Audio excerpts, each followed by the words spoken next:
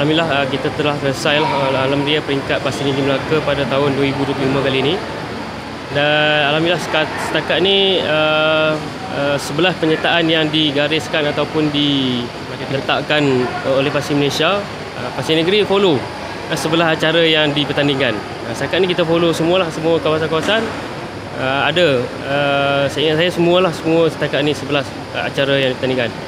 Dan insya-Allah kita akan ke Pasir Malaysia, iaitu Alam Ria di Perak lah tahun ni, tuan rumah.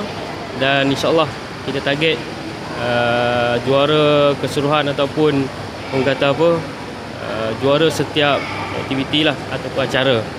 Itu memang sasaran kita adalah kita nak target yang paling tinggi lah. Alam Ria sebenarnya diadakan ni adalah untuk mencukil kebolehan dan kemahiran anak-anak pasir kita sebenarnya.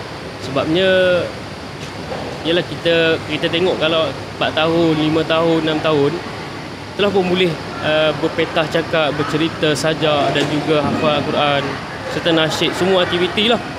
Kita tengok alhamdulillah banyak mereka yang boleh kuasai lah. Jadi kita tengok kali ni, mungkin kali ni kita akan merujuk kepada pengarah lah.